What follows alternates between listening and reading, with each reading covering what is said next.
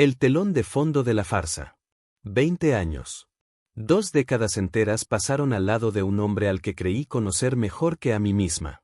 Esa noche, el reflejo de las luces del restaurante de lujo, en el corazón de Valencia, bailaba sobre la mesa de caoba pulida, un escenario perfecto para la farsa de nuestro aniversario.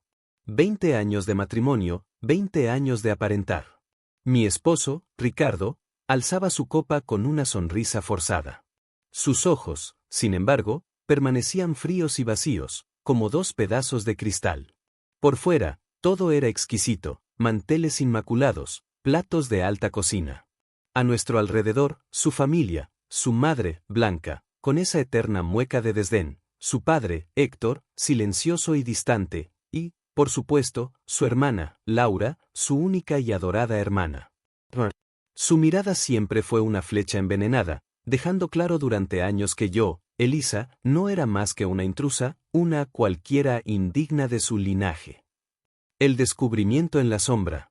Me levanté, excusándome. Necesitaba aire, lejos de la densa atmósfera de la mesa. En el tocador, miré mi reflejo. Las pequeñas líneas de expresión, los hilos plateados en mi cabello que alguna vez fue un cobre vibrante.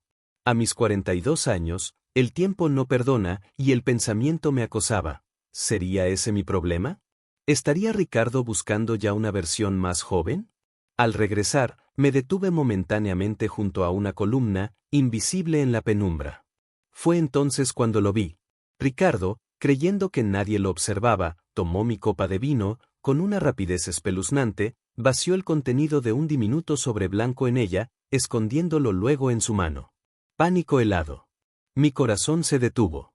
Mi esposo, mi compañero de 2 décadas, acababa de adulterar mi bebida. Mis piernas temblaron. ¿Un sedante? ¿Una droga para anular mi voluntad? ¿O algo peor, un veneno? En ese instante de horror y confusión, vi a Ricardo susurrar algo al oído de Laura. 2 contra el mundo, siempre.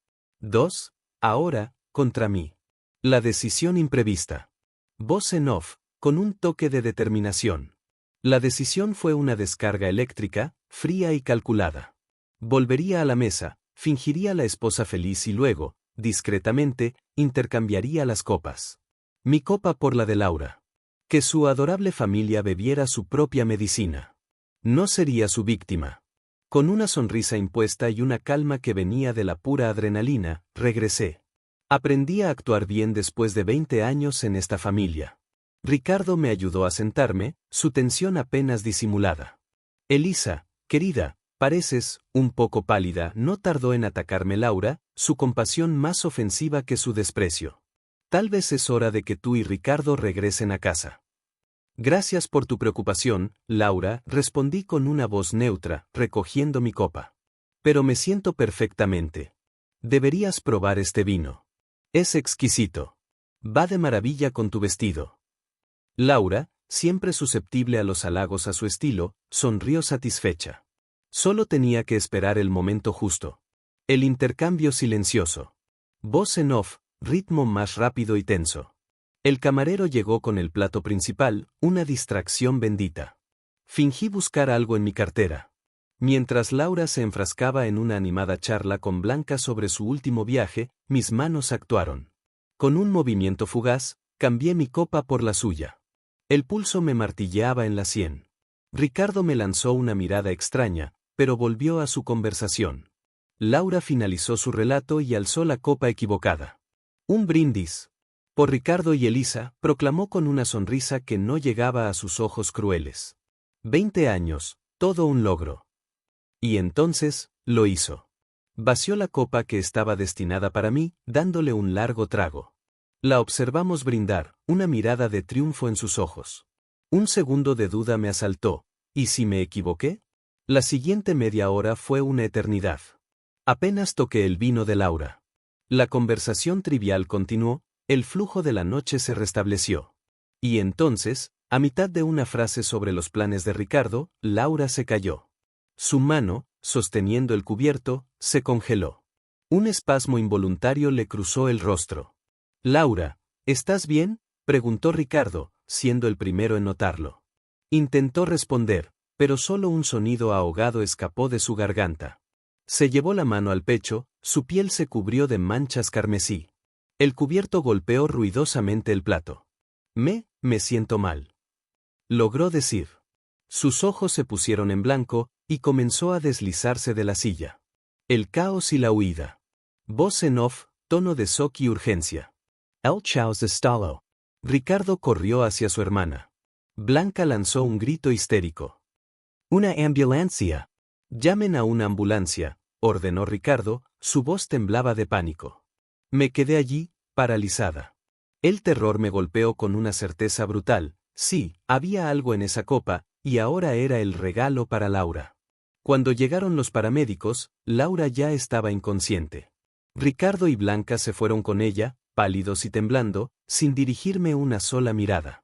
No, quédate con papá, me espetó Ricardo, su mirada llena de una mezcla de miedo y rabia ilegible. Te avisaremos. Me quedé a solas con Héctor. Observé cómo la camilla de Laura desaparecía tras las puertas del restaurante. Mi suegro me miró pensativo, el silencio haciéndose un nudo en la garganta. Una situación extraña, ¿verdad?, murmuró. No supe si sabía algo. En el taxi de vuelta a nuestra fría mansión en La Moraleja, la misma pregunta me taladraba la mente: ¿qué contenía ese sobre? ¿Y por qué Ricardo querría acabar conmigo en nuestro aniversario? La advertencia misteriosa. Voz en off, más íntimo, de suspense. Entré en la casa silenciosa. Mi mente era un torbellino de culpa y miedo. ¿Y si Laura moría? Nunca deseé su muerte, solo justicia por el intento de Ricardo. El teléfono me hizo saltar. Ricardo. Elisa, su voz era apagada. Laura está en cuidados intensivos. Envenenamiento. Hizo una pausa tensa. Dime, no bebiste tu copa, ¿verdad? Mi corazón dio un vuelco. No, apenas la probe. ¿Por qué? Nada, solo, precaución, mintió con obvio alivio.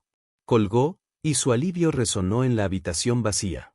Él no solo temía por Laura, sino que se alegraba de que yo siguiera con vida.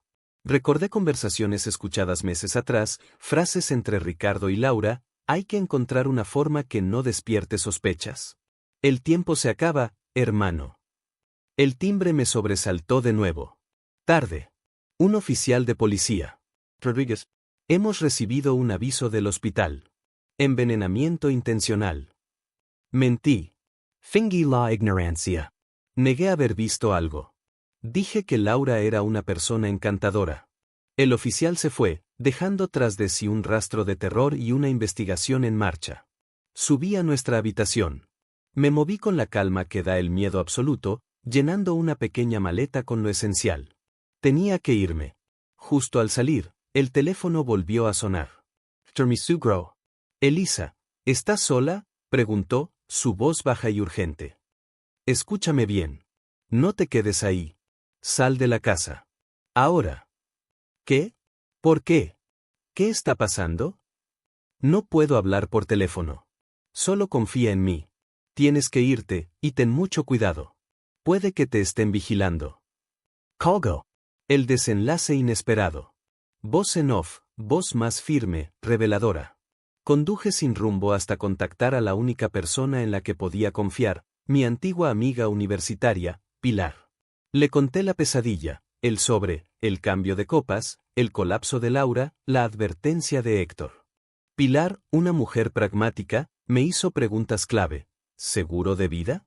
Sí, sumas cuantiosas. Beneficiario. Ricardo. ¿Y su negocio? En los últimos meses, Ricardo había estado tenso, recibiendo llamadas estresantes. Elisa, la gente cambia, sobre todo cuando hay mucho dinero en juego, sentenció Pilar. A la mañana siguiente, con mi móvil apagado, un mensaje de Ricardo a mi hija, Carmen, encendió las alarmas. ¿Dónde estás? Llámame, es urgente. Horas después, Pilar encontró la noticia: hermana de conocido empresario en estado crítico tras envenenamiento. Tú no querías hacerle daño, te estabas defendiendo. La culpa es de Ricardo. Mi consoló Pilar. Decidí que tenía que saber la verdad.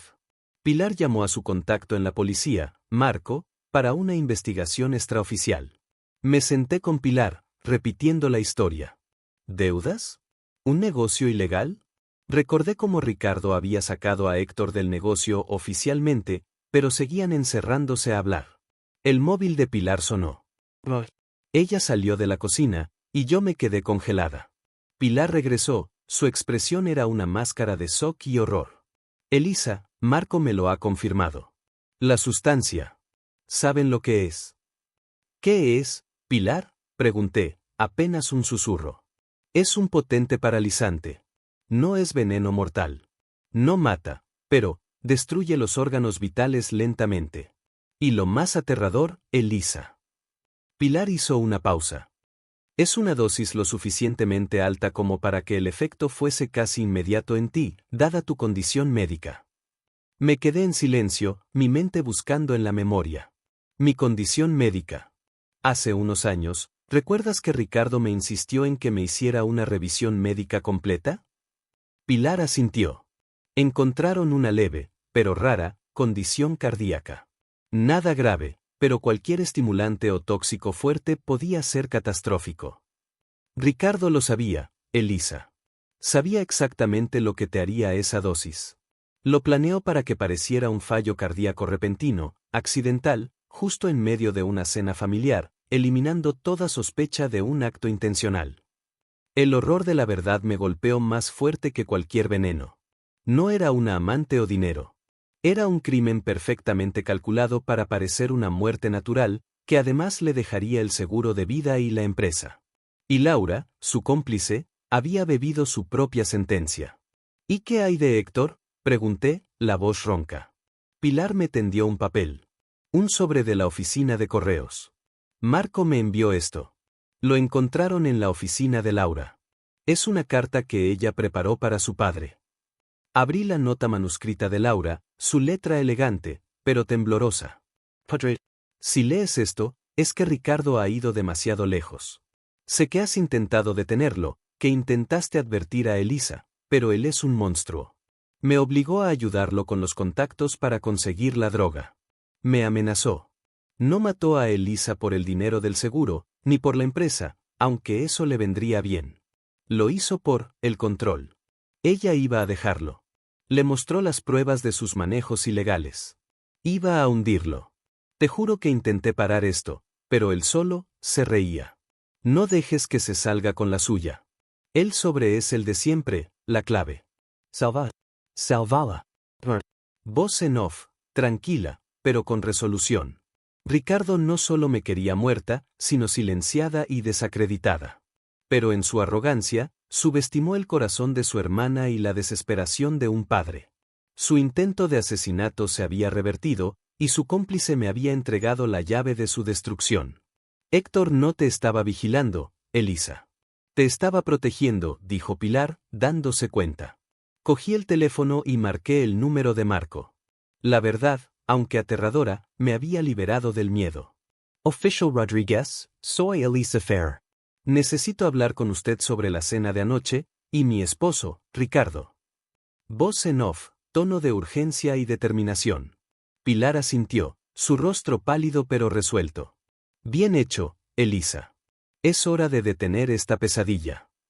Volví a marcar el número de mi suegro, Héctor. Después de unos segundos de tensión, descolgó. Antonio, soy Elisa. Necesito que me digas dónde estás.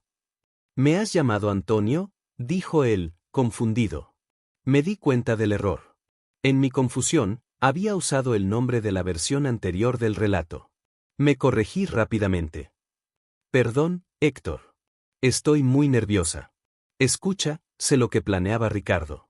Lo sé todo. Y sé que intentaste advertirme. Hubo un largo silencio en la línea. Luego, su voz, apenas un susurro, saliste de la casa, ¿verdad? Sí. Y estoy con alguien de confianza. Pero necesito saber dónde está la clave que mencionó Laura. La que está en el sobre. Dijo que te salvara a ti. ¿Qué es esa clave, Héctor? Es la caja de seguridad. La que tenemos en el bufete. La abrió hace poco. Ahí está el expediente. Si lo encuentra, estamos perdidos. ¿Qué expediente? Los tratos ilegales. Los sobornos a funcionarios, el blanqueo de capitales. Él ha estado al borde del colapso financiero desde hace meses. El seguro era la única salida rápida para saldar deudas y callar a quienes le exigían. Pero Laura, ella tenía el control de la información más comprometedora. ¿Y Laura te lo dio a ti? No me lo dio. Lo escondió. Me dejó un sobre de correos con la indicación de que buscara debajo del busto de Goya en la biblioteca. Pero ese sobre es la llave, no la información. Es un dispositivo de memoria cifrado. El expediente real está en ese dispositivo. Lo tiene que tener él. ¿Y por qué me llamaste para advertirme, Héctor? Su voz se quebró. ¿Por qué? Porque siempre creí que mi hijo se había equivocado, pero no que fuera un asesino. Él te amó. Al principio, te amó. Y Laura. Laura se interpuso siempre. Ella solo estaba protegiéndome.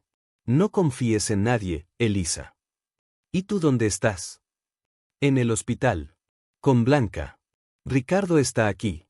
Está fingiendo preocupación, pero no se ha alejado del móvil. No tiene ni idea de que tengo el sobre. Tienes que actuar rápido, Elisa. Antes de que recupere el dispositivo. La estrategia. Voz en off, tono de planificación, ritmo constante. Colgué la llamada. Me volví hacia Pilar, quien me observaba con ojos serios. Le conté el nuevo giro. Ricardo, arruinado y criminal, no solo quería matarme por el seguro, sino para silenciarme de una inminente investigación. Y Laura, en un último acto de lealtad a su padre, no a mí, había dejado una prueba. La clave es el dispositivo de memoria, resumió Pilar, sirviéndome una taza de té. El expediente real con los secretos de Ricardo está en ese sobre de correos. Y está en la oficina de Laura. No, Laura dijo que el sobre de correos era la llave, y que el expediente estaba en la caja fuerte del bufete. Espera, dijo Pilar, su mente analítica en funcionamiento. Laura le escribió a su padre que él tiene el sobre de correos, y que ese sobre es la clave, y que el expediente está con él. Si Laura está inconsciente, él no puede entrar en esa caja fuerte sin la llave. ¿Qué llave? Volví a leer el mensaje de Laura en la tableta que me había enseñado Pilar. El sobre es el de siempre, la clave. ¿Y si el sobre no está en la oficina de Laura, sino con Héctor? Preguntó Pilar. Héctor dijo que Laura le dejó un sobre con la indicación de que buscara debajo del busto de Goya en la biblioteca. Entonces Héctor tiene el sobre de correos con la clave, el dispositivo de memoria cifrado, dije, mi voz se aceleraba. Y Ricardo tiene la caja fuerte del bufete. Elisa, no. Ricardo no va a la oficina, está en el hospital. Y si la policía está investigando, la oficina debe estar sellada. La clave tiene que ser otra cosa.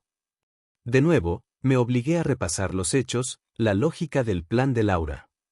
No es la caja de seguridad, Pilar. Es la casa. La biblioteca, el busto de Goya. Es un escondite familiar. La clave está en ese sobre, y Laura sabía que Ricardo la buscaría en la oficina, pero la dejó con Héctor. Perfecto. La policía no puede encontrar el dispositivo, o Ricardo lo destruirá. Tienes que conseguir ese sobre antes que él, Elisa. Antes de que se dé cuenta de que su padre se lo ha quitado. El asalto a la noche. Voz en off, ritmo de acción, grave. La decisión fue instantánea. No podía quedarme a esperar. La policía estaba en la casa y Ricardo regresaría en cuanto se diera cuenta del error de Laura. Voy a casa de Héctor, dije, levantándome. No, es muy peligroso, Elisa. Ricardo podría estar vigilando la casa de su padre o podría volver en cualquier momento. No tengo otra opción, Pilar. Es la única forma de conseguir la prueba que inculpe a Ricardo y proteger a Héctor y a mí. Tengo que hacerlo. Bien, entonces yo voy contigo. Pero iremos preparadas. Pilar, la mujer más tranquila que conocía, me entregó unas llaves de coche, un par de guantes de látex y una linterna. Condujimos de regreso a la ciudad bajo el manto de la noche. La casa de Héctor, una casona antigua en una zona tranquila, estaba en silencio total. No había luces encendidas. Nos detuvimos a una manzana de distancia. Nos pusimos los guantes. Entraríamos por la parte trasera. Voz en off, narrando la tensión del momento. El corazón me latía tan fuerte que casi no oía el crujido de las hojas bajo nuestros pies. Abrimos la puerta de servicio con el juego de llaves que Héctor, en un gesto inesperado, me había dado hacía años para cuidar a su perro. La casa olía a humedad y a madera vieja. Nos dirigimos directamente a la biblioteca, un gran salón con estanterías que llegaban hasta el techo. La linterna de Pilar cortó la oscuridad. En un pedestal, estaba el imponente busto de Francisco de Goya. Me acerqué. El busto era pesado, de bronce. Con un esfuerzo, lo levanté. Ahí estaba. Un sobre de correos de color marrón, liso, sin remitente. Mi nombre y el de Héctor estaban escritos en la letra pulcra de Laura. Lo cogí. Estaba vacío. Solo el sobre. La verdad oculta. Voz en off, confusión y luego revelación. No, exclamé, mi voz rompiéndose. No hay nada, Pilar. Solo el sobre. ¿Qué significa esto? Pilar miró el sobre en mis manos. Lo palpó, sintiendo el grosor del papel. Piensa, Alisa. Laura sabía que Ricardo podía encontrarlo. ¿Un sobre vacío? Es un código. Laura dijo que era la clave, repetí, mirando el sobre una vez más. Mi mente corrió a toda velocidad. Los años con esa familia, las conversaciones crípticas, los juegos de palabras. El sobre, de siempre. Recordé el día en que Lucía, Laura, se casó. Su regalo de boda para Ricardo había sido un álbum de fotos. Él se había reído de la cursilería, pero ella insistió, siempre te protegerá, hermano. Corrí al despacho de Héctor. Los estantes de la pared estaban llenos de libros. Lo encontré rápidamente. El álbum de fotos. Lo abrí temblando, pasando las fotos de su infancia. Al llegar a la última página, lo vi. El sobre de correos marrón estaba pegado, y dentro, no había un dispositivo de memoria, sino una única llave. Una llave antigua, plateada y grabada.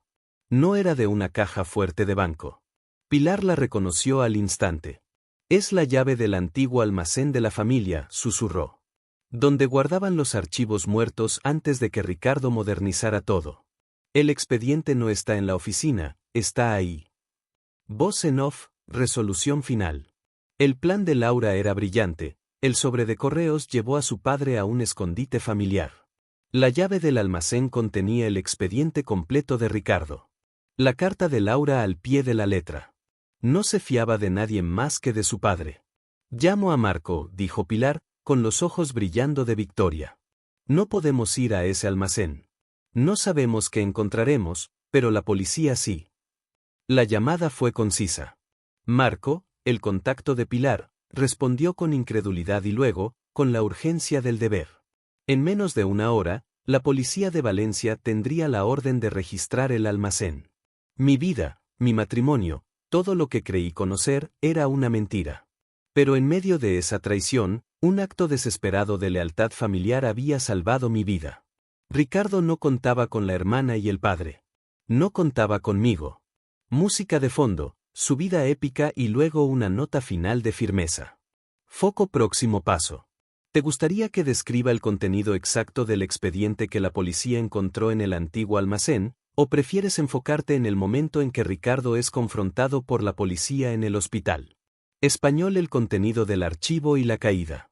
Voz en off, tono de urgencia e impacto. Los archivos muertos. La información viajó rápido. Gracias a la llave de Elisa, la policía, liderada por Marco, aseguró el antiguo almacén familiar a las afueras de Valencia. No era un archivo cualquiera, sino un santuario de la historia financiera de la familia, lleno de libros de contabilidad polvorientos y carpetas selladas. El expediente de Ricardo no tardó en aparecer. No estaba en una caja fuerte, sino en una caja de cartón marcada simplemente como diversos 2018 a 2023, como si fuera la cosa más aburrida del mundo. Cuando Marco abrió el grueso archivador, el alcance de la traición y la desesperación de Ricardo se hizo brutalmente claro. No se trataba solo de deudas. El archivo contenía el gran fraude. Libros de contabilidad paralelos que detallaban una gigantesca operación de blanqueo de capitales a través de la cadena de restaurantes de Ricardo. No solo saldaba deudas, sino que movía dinero para un cartel internacional. La sombra política. Un libro de registro codificado con nombres de altos funcionarios del ayuntamiento y la policía, junto a las fechas y montos de sobornos. La inminente caída de su negocio no se debía solo a la mala gestión, sino a que uno de sus principales socios, un político clave, había sido detenido, y Ricardo era el siguiente en la lista. El dinero del seguro no era una solución, era solo un pago de emergencia para un chantajista interno que amenazaba con exponerlo a la fiscalía. La póliza doble, copias de 2 pólizas de seguro de vida, la mía y la de Laura. Ambas con Ricardo como beneficiario principal, pero con una cláusula modificada un mes antes: si Elisa o Laura morían en circunstancias que pudieran considerarse accidentales o de salud, el pago se duplicaba. Esto confirmaba que su plan incluía la posibilidad de que Laura también cayera si era necesario para garantizar la discreción. Laura, al dejar el expediente, había entregado no solo la prueba de mi intento de asesinato, sino las pruebas que desmantelarían una red criminal con ramificaciones en toda la ciudad. El teléfono desconectado. En la casa de Pilar, la tensión era insoportable. Recibimos la llamada de Marco a las pocas horas. Lo tenemos, Elisa. Es mucho más grande de lo que imaginamos. Ricardo es solo la punta de un iceberg.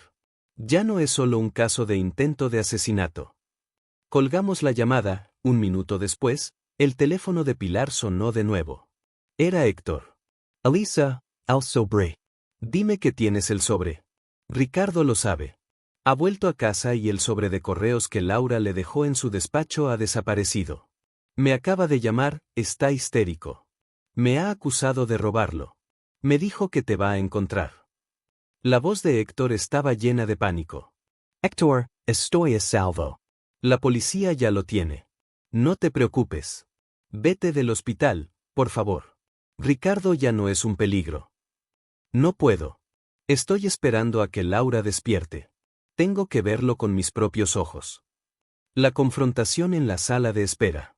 Voz en off, la tensión es máxima, el clímax. La policía se movió con rapidez y discreción. Ricardo aún estaba en la sala de espera de la UCI, fingiendo ser el esposo y hermano preocupado. Su madre, Blanca, lloraba silenciosamente a su lado, sostenida por Héctor, quien lo miraba con ojos de profundo arrepentimiento. Fue en ese momento de quietud forzada que 2 agentes de la policía judicial, seguidos por Marco, entraron en la sala. Marco se dirigió directamente a Ricardo. Ricardo Martínez, queda usted detenido. Ricardo se puso de pie, su expresión pasando de la preocupación al asombro, y finalmente, a una rabia contenida. ¿Detenido? ¿Por qué? Mi hermana acaba de ser envenenada, y me detienen. Usted está detenido bajo sospecha de tentativa de asesinato contra su esposa, Elisa Ferrer, y su hermana, Laura Martínez, así como por blanqueo de capitales y soborno. Blanca soltó un grito ahogado. Héctor, en cambio, se mantuvo firme, una lágrima silenciosa rodando por su mejilla. Ricardo miró a su madre, luego a Héctor. Su mirada se detuvo en el rostro impasible de su padre. En ese instante, supo que el juego había terminado.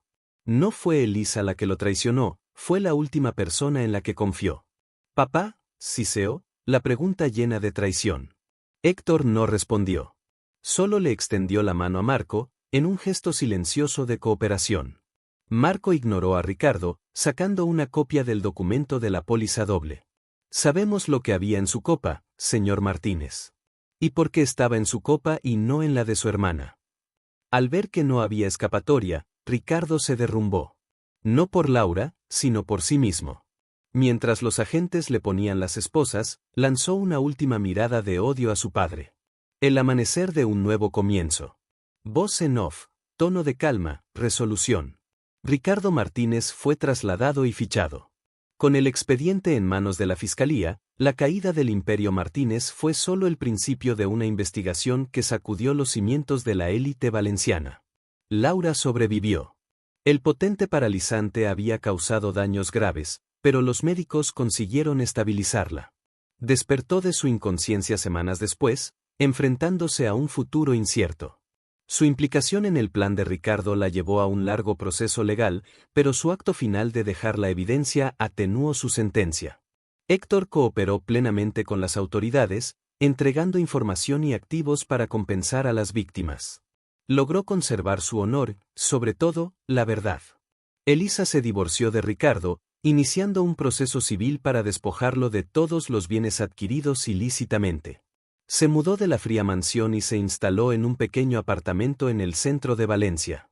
Una tarde, me senté con Carmen, mi hija, quien voló inmediatamente desde el extranjero. Le conté la verdad, omitiendo solo el detalle de la copa, diciéndole que su tía Laura había sido la víctima de los manejos de su padre. Ella me abrazó con fuerza. Pilar se convirtió en mi socia, y juntas, decidimos abrir una nueva vida. Miré el teléfono. Un mensaje de Héctor. No decía nada, solo una cita del libro favorito de Laura: el pasado nunca muere, ni siquiera es pasado. Esa noche, contemplando el reflejo de las luces de la ciudad, ya no vi el fantasma de una farsa, sino la promesa de una vida sin sombras.